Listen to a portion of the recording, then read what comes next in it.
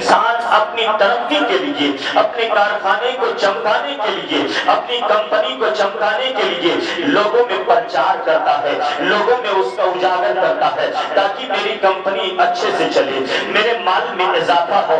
یہ دنیا کی کمپنیوں کا حال ہے۔ یہ رب تبارک و تعالیٰ نے انسانی وجود بنایا ہے۔ میں آپ سے کہنا چاہوں گا اللہ نے انسان کو بنایا ہے۔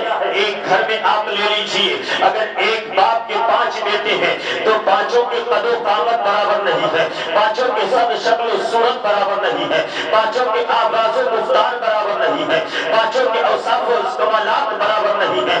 میں آپ سے کہنا چاہوں گا یہ رب کا کارخانے قدرت ہے۔ ایک گھر کا اگر جب آپ جائزہ لیتے ہیں تو ایک جب 5 بھائی ہیں تو 5 میں امتیاز نہیں پایا جاتا ہے، 5 میں کمی بیسی پائی جاتی ہے، 5 میں صفت برابر نہیں پائے جاتے ہیں۔ اللہ تبارک و تعالیٰ نے اتنا بڑا کارخانے انسانیت کو پیدا فرمایا ہے، اتنا بڑا انسان کا دنیا پیدا فرمایا ہے، اس نے زیر بدر عوام و خواص کو پیدا فرمایا ہے جس کا کوئی شمار نہیں ہے، جس کا کوئی کیلکولیشن نہیں ہے۔ دنیا میں سارے لوگوں کو خوبصورتی ملی ہے، کسی کو کم ملی ہے، کسی کو زیادہ ملی ہے، کسی کو ادنا ملی ہے، کسی کو اعلیٰ ملی ہے، کوئی قد میں اعلیٰ ہے، کوئی کردار میں اعلیٰ ہے، کوئی اخلاق میں اعلیٰ ہے، کوئی اعتبار میں اعلیٰ ہے، کوئی صفت میں اعلیٰ ہے، کوئی دیگر چیزوں میں اعلیٰ ہے۔ اے انسان میں کہنا چاہوں گا یہ رب کے کمالات ہے، یہ رب کے صفات ہے کہ اللہ نے اپنی ید قدرت سے انسانی تخلیق بنائی جو ایک جیسا نہیں، ایک مثل نہیں، اور کیوں نہ ہو یہ لوگوں کو ماننا پڑے گا، چاہے وہ اپنے مذاہب کے لوگ ہو، وہ غیر مذاہب کے لوگ ہو، سب کو ماننا پڑا کہ وہ رب کی ذات ہے جو اس کو انسان کو پیدا فرمایا اور کسی میں کوئی امتیاز نہیں، سب کو سب سے اعلیٰ پیدا فرمایا اور اعلیٰ بنا کر کے اسی انسان میں اللہ نے اپنے حبیب کو سب سے اعلیٰ بنایا۔ ذرا محبت سے بولے سبحان اللہ۔ اپنے حبیب کو سب سے افضل بنایا، اپنے محبوب کو سب سے اعلیٰ بنایا۔ اب دیکھو اللہ تبارک و تعالیٰ نے حضرت یوسف علیہ السلام کو حسن دی، تو آپ کی حسن کا عالم یہ ہے کہ جب مصر کی عورتوں نے حضرت زلیخا کو طعنے دیے اور کہا اے زلیخا تو ایک غلام پہ عاشق ہو گئی ہے، تو کیسے عاشق ہو گئی ہے؟ تو ایک مالکہ ہے، تو اتنی امیر ہے، تو ایک غلام یوسف پہ عاشق ہو گئی ہے۔ تو زلیخا نے کہا تھا کہ سنو تم اگر میرے اس یوسف کو دیکھ لو گی تو اپنے آپ کو قابو میں نہیں لا سکو گی، ہم تمہارے اس الزام کو بدلنے کے لیے ہم یوسف علیہ السلام کو تمہارے سامنے پیش کرنا چاہتی ہیں۔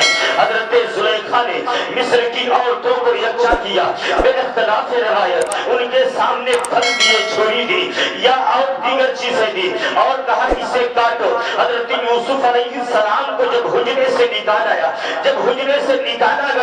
جب لوگ مصر کی عورتوں کی نظر اس نے یوسف پہ پڑی تو وہ تاب نہ لا سکی، برداشت نہ کر سکی۔ جو قرآن فرما رہا ہے وَقَطَعْنَ عَيْنَهُنَّ حَاشَ لِلَّهِ مَا هَذَا بَشَرٌ إِنْ هَذَا إِلَّا مَلِكٌ كَرِيمٌ۔ جب مصر کی عورتوں کی نظر اس نے یوسف پہ پڑی تو وہ برداشت نہ کر سکی، اپنی انگلیوں کو کاٹ بیٹھی۔ جب یہ حال ہوا تو علامہ اعلیٰ حضرت فرماتے ہیں کہ مصر کی عورتوں نے اس نے یوسف کو دیکھا تھا، کاش اگر میرے مصطفیٰ کے جمال کو دیکھ لیتی، اگر میرے آقا کے دیدار کر لیتی، اگر میرے آقا کے جلووں کو دیکھ لیتی تو وہاں تو یہ انگلیاں کٹی تھی۔ یہ عرب کی سرزمین ہے، یہ مدینہ ہے، یہاں لوگ اپنے دل کو باندھ بیٹھتے، یہاں لوگ اپنے دل کو قربان کر دیتے۔ اسی لیے تو اعلیٰ حضرت فرماتے ہیں اس نے یوسف پہ کٹی مصر میں انگشت زنا، سر کٹاتے ہیں تیرے نام پہ مردانے۔ یہ جب اس نے یوسف کا حال ہے کہ وہ تاب نہ لا سکی، برداشت نہ کر سکی، اپنی انگلیوں کو کاٹ لیا، لیکن وہ محبوب جس کو اللہ نے سب سے افضل بنایا ہے، سب سے اعلیٰ خوبصورتی بخشی ہے، سب سے اعلیٰ صفت کا جامع بنایا ہے، سب سے عظیم کا پیدر بنایا ہے، وہ آقا جن کے منتہا چہرے ہیں، جو آقا جن کی واللیل زلفیں ہیں، وہ آقا جن کا سینہ علن نشرہ ہے، وہ محبوب جس سے رب اتنی محبت کرتا ہے کہ جب آقا جبرائیل سے پوچھا تھا اے جبرائیل جاؤ زمین میں دیکھو سب سے اعلیٰ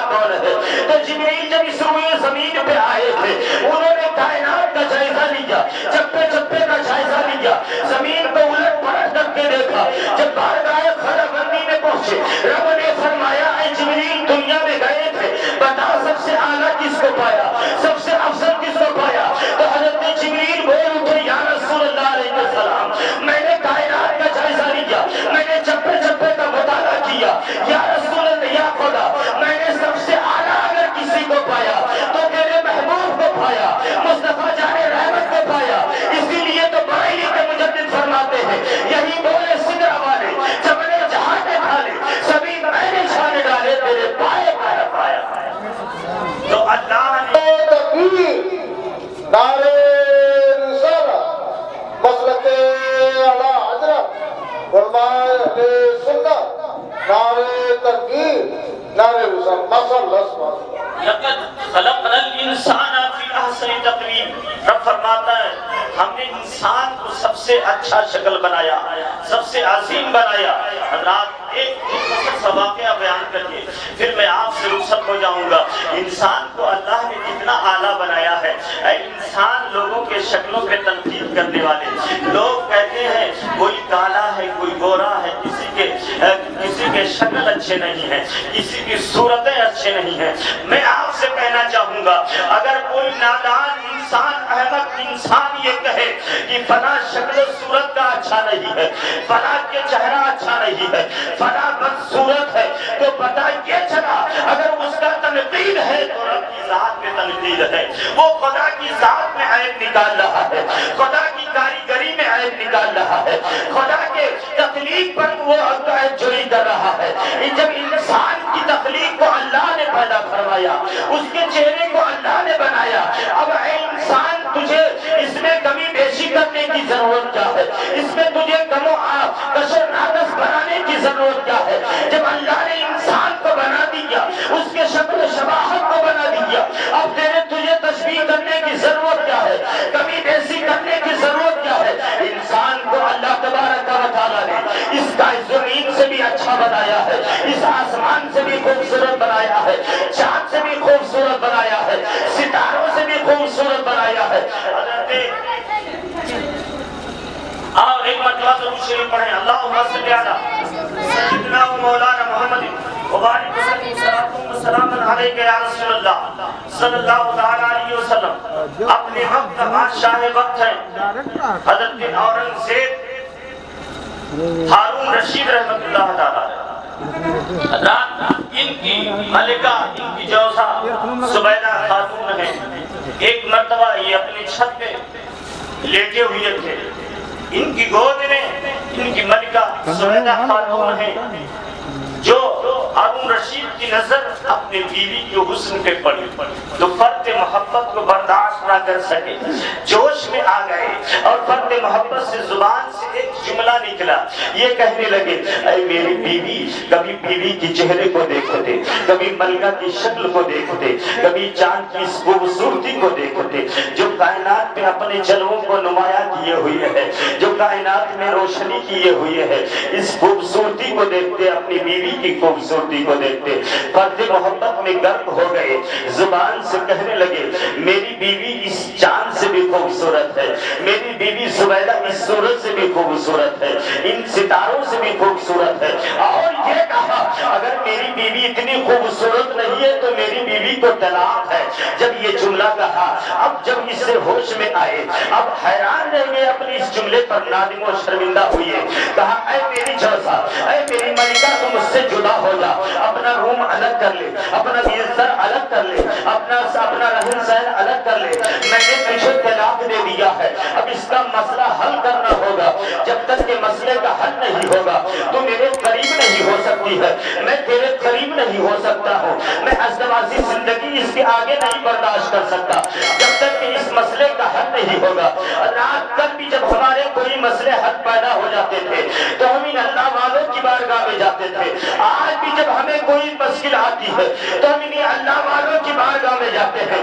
زبیدہ خاتون کہتی ہے میں اپنے پیر و مرشد حضرت اپنے پیر و مرشد بہلول دانا کے पास जाती हो और उन्हीं से मसले का हल लेती हो, उन्हीं से इसका इस्तिफ्ता लेती हो।